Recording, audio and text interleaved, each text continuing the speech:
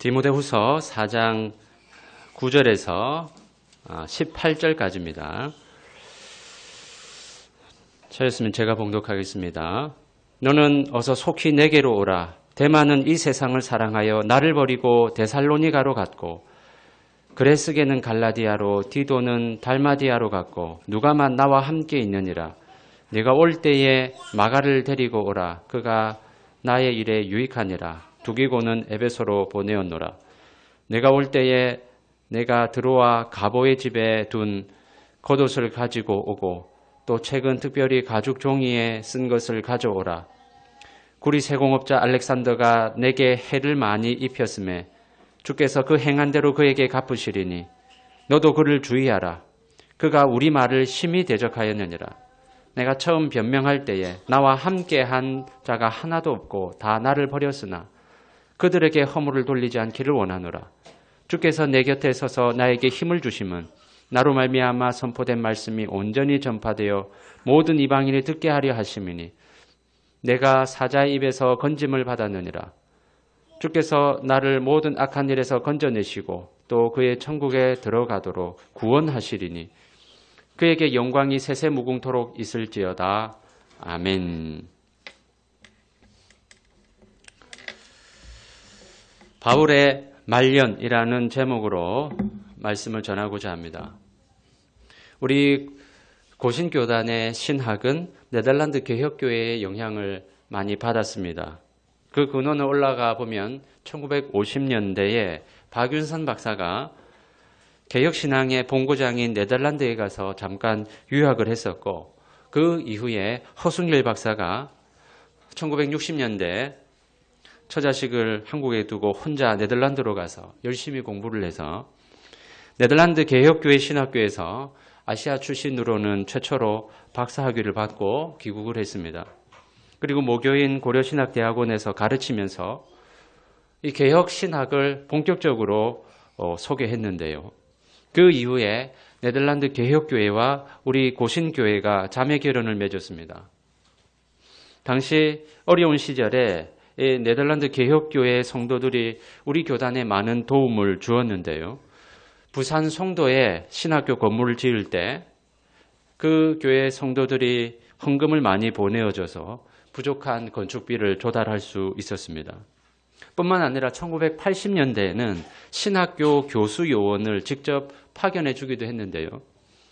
네덜란드 이름으로는 호제스, 우리말 이름으로는 고제수 교수가 우리 신학교에 와서 10여 년을 가르쳤습니다. 아주 젊고 똑똑하고 훌륭한 분이었는데 개혁신학이 뭔지 잘 모르던 시절에 이 한국의 개혁신학을 잘 가르쳐 주신 분입니다. 초반에는 영어로 강의하다가 나중에는 한국어를 익히면서 떠듬떠듬 한국말로 가르쳤다고 합니다. 한국에서 10년 사역을 하고 캐나다 개혁교회 신학교에 가서 은퇴할 때까지 교수 사역을 이어갔습니다. 아직까지도 그분이 쓴 책들이 출판되면서 여전히 한국 신학계에 영향을 끼치고 있습니다. 그런데 최근 소식을 들으니까 이분이 알츠하이머 병에 걸려서 사람도 제대로 못 알아보고 요양원 같은 곳에서 쓸쓸히 그 노년을 보내고 있다고 합니다. 그래서 작년에 우리 교단 사절단이 캐나다를 방문했을 때에 이 고제수 교수를 문병하고 오기도 했습니다. 명철한 신학적 지식과 탁월한 지성으로 우리에게 개혁신앙을 가르쳐 주었던 분이 이제 인생 말년에 사람도 알아보지 못하고 쓸쓸히 요양원에서 보내고 있다고 하니까 마음이 아팠습니다. 한편으로는 주를 위해 한평생 수고한 분이 인생 말년에 그런 병에 걸려서 인지 능력도 없이 산다고 하니 참 하나님 나라를 위해서 열심히 충성한 결과가 저것인가 하는 아쉬운 마음도 듭니다. 그런데 오늘 본문에 보니까 바울도 별반 다를 바 없어 보입니다. 디모데 후서는 바울이 인생 말년에 기록한 마지막 서신입니다. 디모데 후서를 기록하고 얼마 있지 않아서 바울은 처형당하고 맙니다. 그런데 그의 인생 마지막을 보여주는 장면에서 그의 모습은 너무나 초라하고 불쌍하기까지 합니다. 그는 지금 햇빛도 들어오지 않는 음습한 로마의 지하 감옥에 갇혀 있습니다. 13절에 보니까 그 감옥이 얼마나 싸늘하고 습했는지 디모데에게 올 때에 겉옷을 가져다 달라고 부탁합니다. 여기에서 겉옷은 망토처럼 소매 없이 온몸을 두르는 두꺼운 담요 같은 옷을 말하는데요.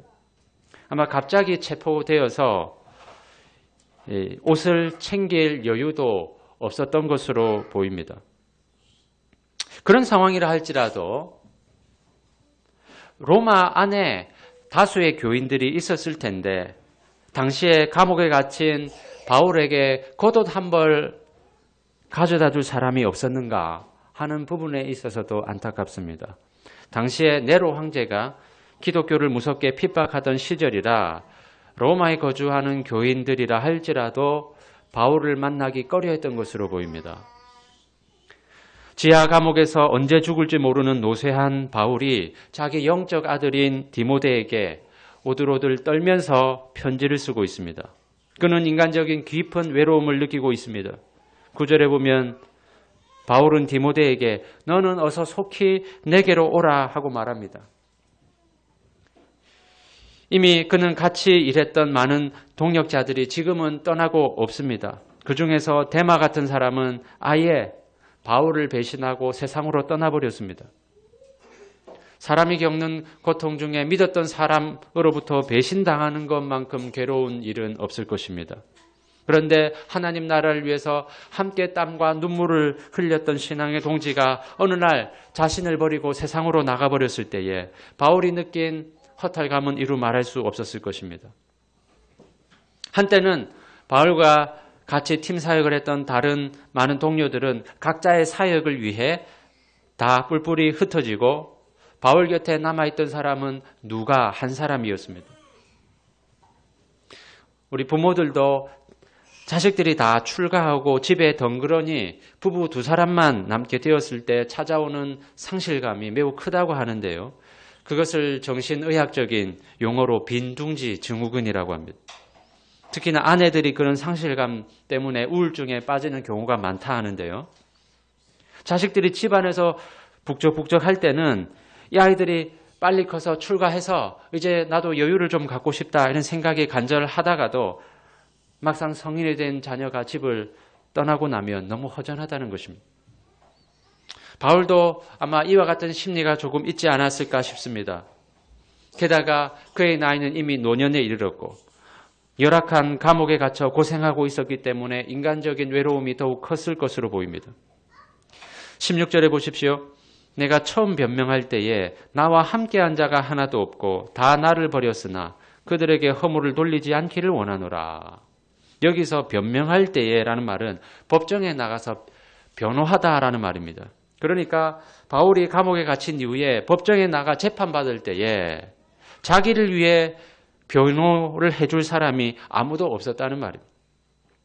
아마 다른 재판도 아니고 황제를 신격화하던 로마 사회에서 예수 그리스도만이 참된 경배의 대상이다라고 외쳤던 바울을 변호하는 것은 자칫 자기 신변이 위험해질지도 모르는 일이었기 때문에 다들 앞에 나서서 바울을 변호하기 꺼려했던 것으로 보입니다.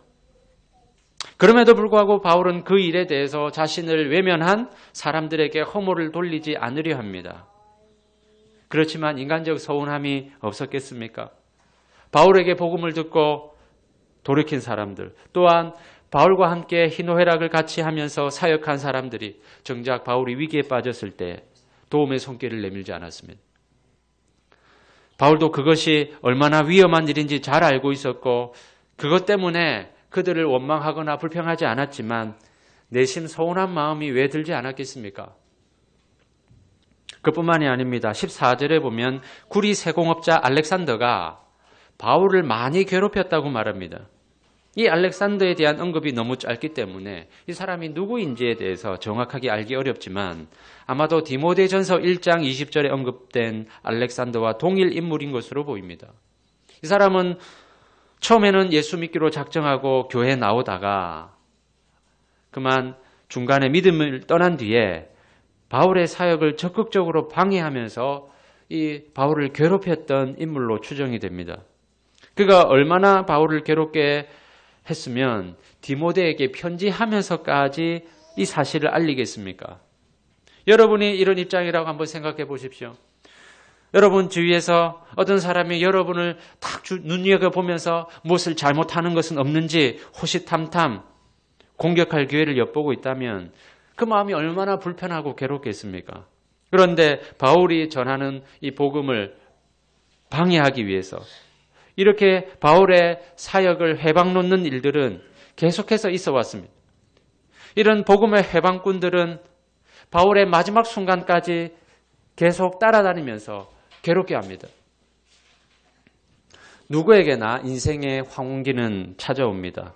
그러면 마치 봄과 여름에 땀 흘리고 수고한 농부가 가을에 추수하면서 1년 동안 내가 수고했던 것들을 다 보상받듯이 인생의 황혼기에는 내가 그동안 열심히 일했던 것들을 보상받고 내가 그동안 남긴 업적을 보고 싶어 하는 것이 사람의 마음입니다. 그래서 자기가 고생해서 키운 자식들이 잘 자라서 이제 효도를 하고 주변 사람들의 존경을 받으면서 아, 그래, 내가 이때껏 열심히 수고하고 노력했던 것이 헛되지 않았구나 하는 것을 확인하고자 합니다. 그리고 남은 여생을 평안하고 행복하게 살기 바랍니다. 이렇게 살아갈 때 주변 사람들은 참 복된 인생이구나 하고 생각합니다. 그런데 젊을 때부터 뼈가 부서져라 일을 열심히 하고 나름 그렇게 열심히 하고 살았는데 이제 노년이 되고 보니까 주변에서 나를 지지해 주거나 위로해 주는 사람은 하나 없고 오히려 나를 미워하는 사람이 계속 괴롭히기만 하고 남은 것은 병들고 쇠약해진 몸밖에 없다고 생각해 보십시오. 누가 이런 사람 보고 참 인생 보람되이 잘 살았구나 이렇게 말하겠습니까? 지금 바울이 딱 이런 모습 아니겠습니까? 한때는 예수님을 대적하는 인생으로 살았지만 극적으로 회심한 이후에 누구보다 열심히 이방인의 사도로서 복음을 전하며 살지 않았습니까? 그런데 이제 인생 말년이 되어서 주변을 돌아보니까 그를 보살펴주는 사람은 거의 남아있지도 않고 남은 여생 평안하게 보내야 될 텐데 축축한 로마 감옥에 갇혀서 죽을 날만 기다리는 신세가 되었습니다. 누가 이런 인생을 가리켜서 복되다 하겠습니까? 그런데 우리는 은연중에 예수 잘 믿으면 인생이 잘 풀려서 노년이 평안하고 행복해야 정상인 것처럼 생각하는 경향이 있습니다. 앞서 말씀드렸지만 젊은 시절 이 낯선 한국 땅에 와서 열정적으로 신학생들을 가르쳤던 이 고재수 교수는 지금 알츠하이머 병으로 사람도 알아보지 못하고 거의 갓난아이로 되돌아간 상태에서 인생의 말년을 보내고 있습니다. 어디 그뿐입니까? 분당 우리 교회 이찬수 목사님을 여러분도 잘 아실 겁니다. 그의 아버지도 한평생 작은 교회에서 힘들게 목회했던 목사님이었는데요. 교회에 어떤 갈등이 생겨서 그 문제를 놓고 이 목사님이 40일 동안 작정하고 금식 기도를 했다고 합니다. 그런데 몸 상태를 고려하지 않고 무리하게 하시다가 금식 기도를 하는 도중에 돌아가셨다고 합니다. 그 일 이후에 안 그래도 어렵던 그 집안이 더 어려워져서 이 이찬수 목사님이 말할 수 없는 고통의 시간을 보냈다고 합니다. 우리가 일반적으로 들어왔던 이야기라면 40일 작정 금식 기도를 통해서 교회 안의 문제가 깔끔하게 다 해소되고 그 목사님의 목회도 더 탄력받아서 교회가 부흥 성장해야 되는 것 아니겠습니까? 그런데 문제 해결은커녕 오히려 금식 기도하던 목사님이 돌아가셨으니까 이 얼마나 안타까운 일입니까? 우리나라 초기 기독교 역사를 보면 이런 내용이 있습니다. 1889년 호주 출신 데이비스 선교사가 배를 타고 부산으로 들어옵니다. 그는 선교지를 물색하던 중에 서울에는 선교사들이 이미 많이 있으니 자신은 부산 경남을 선교해야겠다고 마음을 먹습니다. 그러기 위해서는 먼저 한국말을 배워야겠다 생각하고 서울로 가서 5개월 동안 언어 훈련을 받습니다. 그리고 어느 정도 한국말을 조금 익히게 되었을 때에 걸어서 부산까지 내려갑니다. 데이비스 선교사는 성경과 전도지와 소책자와 의약품을 챙기고 수원, 천안, 남원, 하동을 거쳐서 사람들을 전도합니다. 그리고 부산으로 오는 동안에 너무 기력이 쇠진해지고 또 제대로 먹지도 못하면서 천연두와 폐렴에 걸려 쓰러졌습니다. 결국 조선 선교의 큰 뜻을 품고 입국한 지 6개월 만에 또 자신이 부산 선교를 해야겠다고 생각하고 내려왔지만 부산에 도착한 지 하루 만에 데이비스 선교사는 죽고 말았습니다. 본격적인 사역을 시작해 보지도 못하고 준비만 하다가 30대 중반의 젊은 나이에 그만 세상을 떠나고 만 것입니다. 이와 같은 일들을 볼 때 과연 인생의 마지막이 평안하고 행복해야 하나님의 복을 받은 것인지 의문이 들지 않을 수 없습니다. 오늘 본문에 등장하는 사도 바울만 보더라도 인간적인 관점에서 보자면 그의 인생은 너무나 초라하고 볼품이 없습니다. 마치 하나님이 그를 버리기라도 한 것처럼 보입니다. 과연 2000년 기독교 역사상 사도 바울처럼 하나님 나라를 위해서 큰일한 사람이 어디 있습니까? 역사학자 아놀드 토인비는 바울을 태우고 유럽으로 향한 배는 2000년 서구 문명을 담은 배였다라고 평가할 정도로 바울은 복음으로 세상을 뒤흔들었던 사람입니다. 이 정도로 수고한 사람이라면 하나님이 그의 말년을 좀 평안하고 아름답게 마무리하도록 도와주는 게 은혜롭지 않겠습니까? 그런데 바울의 말년은 전혀 평안해 보이지도 아름다워 보이지도 않습니다. 이렇게 춥고 습한 로마 감옥에 갇혀있던 바울은 마지막에 목이 잘려 죽었다고 전해집니다. 우리 속담에 젊어서 고생은 사서도 한다는 말이 있는데요. 이 속담의 뉘앙스는 나이가 들면 고생할 일이 별로 없으니 젊을 때 고생은 좀 해보는 게 좋다, 이런 의미로 보입니다. 실제로 젊은 시절에는 가진 것도 없고 경험도 별로 없기 때문에 좌충우돌하면서 고생하는 것은 누구나 젊을 때는 다 그런 거야 하고 생각합니다. 그런데 나이가 50이 넘고 60이 넘었는데도 여전히 고생스럽게 사는 모습을 옆에서 지켜보면 측은하기도 하고 인생의 패배자같이 여겨지기도 합니다. 나이대에 따라서 어떤 일을 받아들이는 태도도 달라집니다. 제가 교회에서 부교육자 생활할 때 저보다 한 12살 정도 더 많은 분이 부목사로 계셨는데요. 교회에서 여러 가지 잡일을 할 때는 저는 젊으니까 아무렇지도 않게 했는데 그분은 한숨을 쉬면서 내가 이 나이에 이런 것까지 해야 되나, 이런 말을 종종 하곤 했습니다. 그때 그분 나이가 40대 중후반이었고 제가 30대 중반이었는데 저는 담임 목사님이 어떤 일을 시키면 별 생각 없이 했는데 그 부목사님은 이제 40대 후반이 되어 가는데도 여전히 그런 교회의 잡일을 해야 된다는 생각에 자괴감이 들었던 것 같습니다. 그때 저는 그 부목사님 태도가 이해가 잘 안 됐는데 저도 이제 40이 넘어가니까 조금은 그 목사님 마음을 이해할 것 같습니다. 누구라도 나이가 들면 좀 고생스러운 일은 피하고 싶어하는 경향이 더 커집니다. 젊을 때는 사실 고생스러운 일을 해도 그것이 크게 고생스럽다는 생각이 들지 않습니다. 저도 과거에 교회에서 고생스럽게 일했던 걸 돌아보면 내가 어떻게 그렇게 했던가 하는 생각이 들면서 지금 다시 하라고 하면 못할 것 같습니다. 교회 개척 같은 경우도 나이가 많으면 많을수록 목회자들이 교회 개척을 꺼려합니다. 고생길이 훤하다는 사실을 알기 때문에 회피하는 것입니다. 그런데 나이가 젊은 목회자들은 아직 도전 정신도 있고 크게 고생스럽다는 생각을 잘 하지 않기 때문에 교회 개척에 잘 뛰어드는 편입니다. 어쨌든 나이가 들면 더 편안하고 안정적인 삶을 추구하고 싶은 것이 인간의 기본 욕구입니다. 그런데 인생 말년에 다다른 사도 바울의 모습은 여전히 고생스러워 보입니다. 이런 바울의 모습은 우리를 혼란스럽게 만듭니다.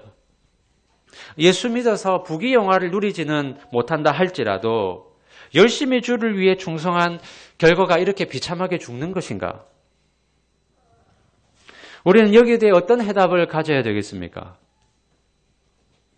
우리가 일평생 주를 위해서 수고를 아끼지 않는다 할지라도 그 인생의 마지막이 비참할 수도 있다는 사실입니다. 사도 바울의 일생이 우리에게 그 해답을 제공해 주지 않습니까? 지난 시간에 우리는 주께서 강림하시기까지 길이 참으라는 야고보 사도의 말씀을 함께 생각해 보았습니다. 예수 믿는다고 해서 하나님이 고난을 없애주시지 않는다고 했습니다. 예수를 잘 믿으나 안 믿으나 고난은 누구에게나 찾아옵니다. 우리는 고난을 면하게 해달라고 기도할 것이 아니라 고난을 이겨낼 힘을 달라고 기도해야 된다고 했습니다. 오늘 말씀은 지난 주일 설교와 일맥상통한 부분이 있습니다. 우리가 예수 믿는다고 해서 인생의 마지막이 남들보다 더 평안하고 행복한 것 아닙니다. 예수 믿는다고 치매에 안 걸립니까? 예수 믿는다고 암이 찾아오지 않습니까? 교통사고 안 당합니까? 사람들로부터 배신당하고 그 고통으로 몸부림치는 일이 일어나지 않습니까? 예수 잘 믿는다고 해서 그 인생 말년이 평안한 것도 아니고 예수 안 믿는다고 해서 그 인생 말년이 불행한 것도 아닙니다. 어떤 목사는 돈이 없어서 지하에 작은 건물을 얻어서 교회 개척을 했는데 그만 암에 걸려서 아직 어린이집 다니는 자식을 남기고 세상을 떠났다는 소식을 들었습니다. 그런데 김길창 같은 사람은 일제시대에 장로교 총회에서 신사참배 가결에 제일 앞장서고 친일파로 살았던 사람인데 해방 이후에 회개도 하지 않고 자기 친일 전력을 미화하면서 기독교계의 중요 자리를 차지했을 뿐만 아니라 사학 재벌로 일생을 부귀영화를 누리다가 갔습니다. 이런 일을 보자면 분통 터지지 않습니까? 악인들은 죽을 때까지 잘 먹고 잘 살고 의인들은 고생만 하다가 세상을 떠납니다. 그러나 지난 시간에도 말씀드렸지만 우리는 단지 이 땅에서 일어나는 일만 가지고 평가해서는 안 됩니다. 하나님의 심판이 있기 때문입니다. 또한 우리는 감정에 치우칠 것이 아니라 정확하게 분별해서 보아야 됩니다. 성경을 통해서 하나님의 뜻을 정확히 분별하지 못하면 우리조차 이러한 일을 당할 때 시험에 빠질 수 있습니다.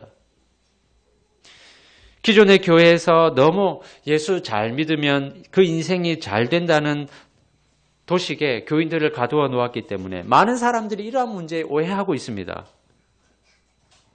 목사들이는 설교를 할 때 주로 욥을 거론합니다.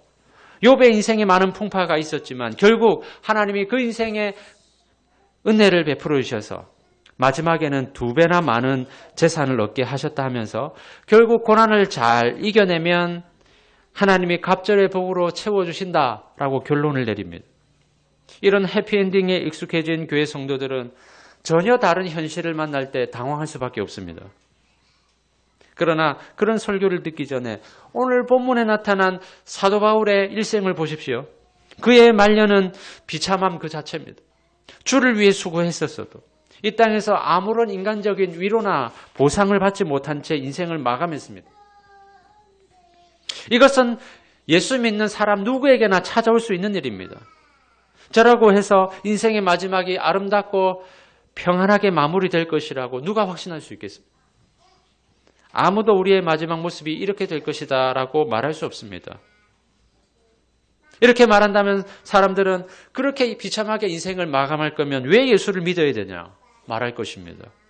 이 말을 뒤집어 보자면 인생의 마지막이 초라하고 볼품없으면 그 인생 자체가 의미 없는 것 아니냐 하는 뜻이 됩니다. 그런데 과연 그럴까요? 사도 바울은 자기 인생을 돌아보면서 다 헛된 일이었다라고 생각했을까요? 물론 오늘 본문 16절까지 나타난 바울이 처한 상황만 본다면 그는 참 불쌍한 인생의 말년을 보내고 있다는 생각이 듭니다. 그러나 17절과 18절을 보면 그가 그런 상황 속에서도 결코 좌절하거나 후회하고 있지 않다는 사실을 알게 됩니다. 17절과 18절을 보겠습니다. 주께서 내 곁에 서서 나에게 힘을 주심은 나로 말미암아 선포된 말씀이 온전히 전파되어 모든 이방인이 듣게 하려 하심이니 내가 사자의 입에서 건짐을 받았느니라. 주께서 나를 모든 악한 일에서 건져내시고 또 그의 천국에 들어가도록 구원하시리니 그에게 영광이 세세무궁토록 있을지어다. 아멘. 16절까지로 끝났다면 디모데후서 4장은 바울의 넋두리 정도로 보였을 것입니다. 그의 인생 말년에 남은 것이라고는 외로움과 허무함밖에 없다는 생각이 들었을 것입니다. 그런데 그는 인간적 외로움, 그러한 고통이 있긴 했지만 그가 보냈던 세월을 후회하거나 자신의 상황을 비관하지 않습니다. 오히려 외적 상황에 굴하지 않고 여전히 자신과 함께 하시는 하나님을 높이며 찬양하고 있습니다. 비록 재판 과정 속에서 다른 교인들의 도움을 받지 못했지만 바울은 주님이 곁에 계셔서 그에게 힘을 주셨노라고 고백합니다. 또한 여러 번의 죽을 고비 가운데서도 하나님이 지켜주셔서 복음이 이방인들에게 널리 전파될 수 있었다고 말합니다. 이제 그는 음습한 로마 감옥에서 천국을 소망하면서 하나님을 바라보고 있습니다. 그의 천국에 들어가도록 구원하시리니 그에게 영광이 세세무궁토록 있을지어다. 아멘. 그는 인생의 마지막을 로마 감옥에서 보냈지만 비관하거나 원망하지 아니하고 오히려 감격 속에서 천국을 바라보고 있습니다. 오늘 우리에게 필요한 모습이 바로 이런 것이 아니겠습니까? 우리가 이 땅에 태어날 때의 모습도 각양각색이었듯이 죽을 때의 모습도 천차만별일 것입니다.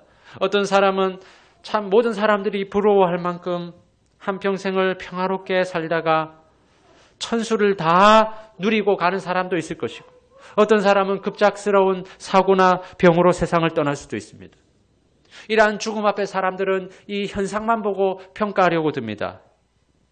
천수를 누리다가 갔으니 이 사람은 하나님의 은혜를 베푸신 죽음이고 갑작스럽게 죽었으니 뭔가 잘못을 해서 그런 것 아니겠는가 이런 식으로 생각합니다. 그러나 바울만 보더라도 겉으로 드러난 바울의 말년은 과연 하나님이 함께하고 있는 사람의 모습인지 혼란스럽기까지 합니다. 그러나 우리는 그 처한 환경을 바라볼 것이 아니라 죽음을 대하는 그 사람의 태도를 보아야 합니다. 만일에 우리가 인생의 종말을 앞에 두고 자신의 살아온 나날을 후회하면서 내 인생을 이렇게 쓸쓸하게 마감하게 하시는 하나님을 원망한다면 그는 정말 인생을 잘못 산 것입니다. 그러나 비록 내 인생 평탄한 삶을 살지 못했지만 바울처럼 내 인생의 말년에 주께서 나를 모든 악한 일에서 건져내시고 또 그의 천국에 들어가도록 구원하시리니 그에게 영광이 세세무궁토록 있을지어다. 이런 고백을 할 수 있다면 그는 누구보다 아름다운 인생의 종말을 맞이한 사람이 아니겠습니까? 사실 사도 바울은 일평생 살면서 자기가 처한 상황 때문에 우쭐대거나 혹은 기가 죽거나 신세한탄하지 않았습니다. 빌립보서 4장 12절에서 이렇게 말씀하고 있습니다. 나는 비천에 처할 줄도 알고 풍부에 처할 줄도 알아. 모든 일 곧 배부름과 배고픔과 풍부와 궁핍에도 처할 줄 아는 일체의 비결을 배웠노라. 이미 사도 바울은 환경을 초월한 삶을 살았습니다. 경제적으로 넉넉하다고 거들먹거리지도 않았고 궁핍하다고 의기소침하지도 않았습니다. 마지막 남은 그의 인생이 여전히 힘들고 고생스러웠지만 그것을 고생이라 여기지 않았습니다. 그의 시선은 줄곧 하늘에 고정되어 있었기 때문입니다. 사랑하는 성도 여러분, 오늘 우리는 바울의 인생 말년을 살펴보았습니다. 여러분 인생의 마지막이 어떤 모습이기를 소망하십니까? 사람들의 존경을 받으면서 아무 걱정 없이 평안하게 보내다가 고통 없이 세상 떠나는 거 원하지 않습니까? 솔직히 저도 그렇게 되면 좋겠습니다. 그러나 마지막까지 고단하게 살다가 인생을 마감할 수도 있다는 사실을 인정해야 됩니다. 또한 그것으로 그 사람의 인생을 평가하면 안 됩니다. 하나님의 역사는 너무도 다양하기 때문에 현상만 보고 그것을 판단할 수 없습니다. 바울은 비록 인생 말년에 사람들이 다 떠나고 자신은 로마의 지하 감옥에 갇혀 추위와 싸우는 처량한 신세가 되었지만 그것 때문에 자기 신세를 한탄하거나 하나님을 원망하지 않았습니다. 그가 그렇게 살 수 있었던 것은 하나님의 상주심을 바라보고 살았기 때문입니다. 오늘 이 말씀을 통해서 인생의 마지막이 어떻게 되든지 간에 나를 구원하시고 내 인생 전체를 함께 하신 하나님을 찬양하면서 마감할 수 있는 저와 여러분 되시기를 간절히 바랍니다.